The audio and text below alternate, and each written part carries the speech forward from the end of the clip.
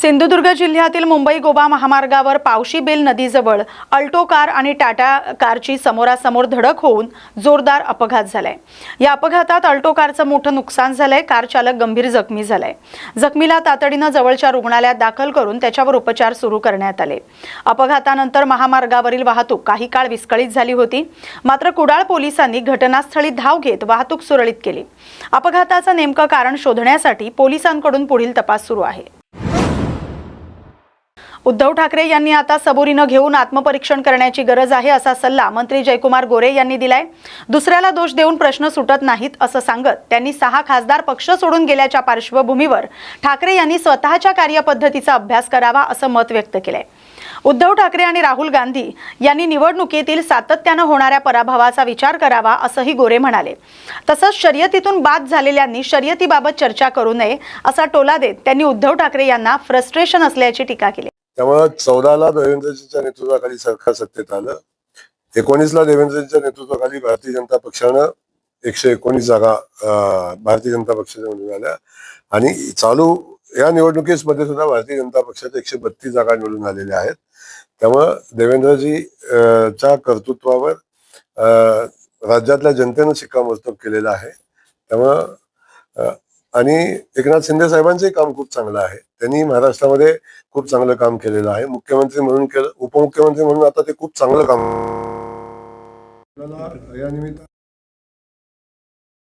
एवढं चांगलं सरकार चाललेलं असताना आपण बघण्याचा दृष्टिकोन सुयोग्य ठेवावा अशा पद्धतीची माझी विनंती आपल्याला। ऑपरेशन टायगर व्हायच्या अगोदर 6 खासदार ठाकरेंसाठी चांगले होते, मात्र आता त्यांना गद्दाराची उपमा दिली जाते। माणूस म्हणून चांगल्या लायकीचे नाहीत अशा पद्धतीची टीका उद्धव ठाकरे आता सध्याला चालू सभेमध्ये करतायत। ओमराजे निंबाळकर असतील, संजय देशमुख असतील, इतर 6 खासदार असतील, त्यांना लायकी नसलेला माणूस म्हणून ते समजतात। कशा प्रकारे बघताय? विशेष म्हणजे ऑपरेशन टायगरला ऑपरेशन देवेंद्र देखील असं मला एक गोष्ट कळत नाही आहे। आता लायकी नसलेला माणूस लोक का गेली, लायकी नसल्यामुळे गेली का कशी गेली हे आपण तपासलं पाहिजे। खास करून मी उद्धवजींना माझा सल्ला आहे की आता थोडं सबुरीने घ्यावं। दुसऱ्याला दोष देऊन सगळ्या गोष्टीचे प्रश्न सुटत नाहीत। आत्मपरीक्षण करण्याची वेळ आहे। अवश्य खासदार गेल्याचं दुःख त्यांना होईल, याच्यामध्ये कुठली शंका घेण्याचं कारण नाही। पण गेल्यानंतर दोषणं दुसऱ्याला देण्यापेक्षा हे जात असताना आपण कुठं कमी पडलो याचा अभ्यास ज्या दिवशी करतील त्या दिवशी मला वाटतंय त्यांना सगळ्या प्रश्नाची उत्तरं मिळतील। या प्रश्नाचं उत्तर राहुल गांधीला अनेक वर्षापासून त्यांनी शोधलं पाहिजे अशी आमच्या सगळ्यांची इच्छा आहे की ही परिस्थिती का निर्माण होते या संदर्भात आपण विचार केला पाहिजे आणि समोरची लोक सातत्यानं का निवडणुका जिंकतायत याच्यावर विचार केला पाहिजे। आणि हा विचार जेव्हा हारणारे लोक करतील, फक्त पालकमंत्री म्हणून मला दोष द्यायचा, देवेंद्रजींना दोष द्यायचा किंवा एकनाथ शिंदे साहेबांना दोष द्यायचा, म्हणजे सगळ्या प्रश्नाचं सोल्युशन मिळत नाही। आपण का महापालिकेत हारलो, आपण का राज्यात हारलो, आपण का जिल्हा परिषदेत हारलो याचं आत्मपरीक्षण केलं की सगळ्या प्रश्नाची उत्तरं मिळतील। त्यामुळे ती उत्तरं मिळवण्यासाठी आपण आत्मपरीक्षण केलं पाहिजे। ऑपरेशन टायगर नाही, ऑपरेशन देवेंद्र आहे आणि देवेंद्र फडणवीस पंतप्रधान शर्यतीमध्ये नसले पाहिजेत म्हणून अमित शहा आणि मोदी या दोघांनी मिळून हे ऑपरेशन देवेंद्र रचलेलं आहे असं शर्यतीतनं बाद झालेल्या माणसांनी शर्यतीबद्दल चर्चा करू नये असं माझं म्हणणं आहे। त्यामुळे आपल्याला माझी विनंती आहे त्यांना की प्रचंड फ्रस्ट्रेशन आहे की एवढं मोठं आमदार सोडून गेले, खासदार सोडून गेले, हे सगळं त्या फ्रस्ट्रेशन मध्ये आदरणीय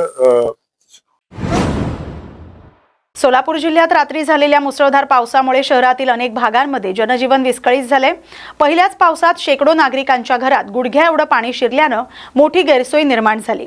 घरकुल आणि 70 गाळे परिसरासह अनेक भागांमधील नागरिकांना रात्र जागून काढावी लागली।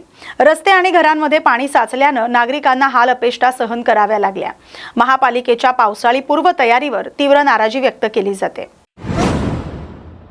शेतकऱ्यांच्या कर्जमाफीसह विविध मागण्यांसाठी सुरू असलेल्या आंदोलनाबाबत आमदार रोहित पवार यांनी सरकारवर तीव्र टीका केली आहे.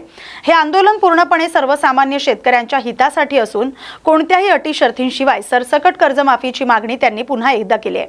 पंढरपूरमध्ये दिलेल्या आश्वासनानंतरही सरकारनं कोणतीही ठोस बैठक घेतली नाही असा आरोप त्यांनी केलाय. सरकारनं दिलेला शब्द न पाळल्यामुळे पुन्हा एकदा आंदोलनाचा मार्ग स्वीकारावा लागल्याचं सांगत आंदोलन दडपण्याचा प्रयत्न झाल्यास जेल भरो आंदोलन छेडण्यात येईल असा इशाराही पवार यांनी दिलाय. शेतकरी संकटात असून सरकारकडून त्यांच्याशी विश्वासघात झाल्याचा आरोप त्यांनी केलाय. त्यामुळे सर्व शेतकऱ्यांनी रस्त्यावर येणं व आपल्या मागणींसाठी लढणं हे फार महत्त्वाचं आहे. त्या अनुषंगाने लोकांकडनं, शेतकऱ्याकडनं, मजुराकडनं आणि अनेक काही शहरातले असे लोक आहेत की जे शेतकऱ्याला पाठिंबा देण्यासाठी या आंदोलनामध्ये सहभाग घेणार आहेत. त्यामुळे मोठ्या प्रमाणात लोक येतील असा आम्हाला विश्वास आहे. अधिवेशनचं सेशन आजचं 11च्या आसपास सुरू होईल. आमचं आंदोलनसुद्धा 11, 11:30च्या आसपास सुरू होणार आहे. त्यामुळे आम्ही सरकारला विनंती करतो आपल्या माध्यमातून की ज्या शेतकऱ्याच्या मागण्या आहेत, जी कर्जमाफी आपण केलेली आहे त्याच्यामध्ये जी 2019ची अट तुम्ही टाकलेली आहे व 50,000 रुपयाचं जे लिमिट ठेवलेलं आहे ते कृपा करून या योजनेतून काढण्यात यावं. रेग्युलर असणाऱ्या शेतकऱ्यांना सुद्धा ज्या तुम्ही 2 वर्षाच्या अटी टाकल्यात आणि त्यात 26-27चं वर्षसुद्धा घेण्यात आलेलं आहे ते सुद्धा कृपा करून तुम्ही काढावं. त्याच्याचबरोबर आपण जर बघितलं पीक विमा योजना, त्यातून 4 ट्रिगर काढण्यात आलेले आहेत ज्याच्यामुळे गेल्या वर्षी 2025ला अतिवृष्टी या महाराष्ट्रात झाली, मराठवाड्यात झाली, विदर्भात झाली. त्यात 17,000 कोटी रुपयाचं नुकसान हे शेतकऱ्याचं झालं. पण विमा कंपनीकडनं ट्रिगर काढण्यात आल्यामुळे फक्त 1200 कोटी रुपये हे शेतकऱ्याला दिले गेले. म्हणजे सामान्य शेतकऱ्याचं नुकसान हे 16,000 कोटीच्या आसपास तिथं झालेलं आहे. त्यामुळे ट्रिगर आणण्यात यावे अशा छोट्या पण शेतकऱ्यासाठी अतिशय महत्त्वाच्या मागण्या आहेत. कारण का येणारं वर्ष शेतकऱ्यासाठी पाऊस नसल्यामुळे अडचणीचं आहे. त्यामुळे आत्ता सरसकट कर्जमाफी व्हावी अशी आमच्या सगळ्यांची मागणी आणि विम्यामधले जे 4 ट्रिगर काढण्यात आलेले ते परत एकदा घेण्यात यावे अशी आम्ही सरकारला विनंती करतो. या बातमीसोबतच ताज्या घडामोडींमध्ये आता इथेच थांबतोय. अशाच महत्त्वाच्या बातम्यांसाठी पाहत राहा न्यूज मराठी 24/7. नवा भारत, नवा विचार.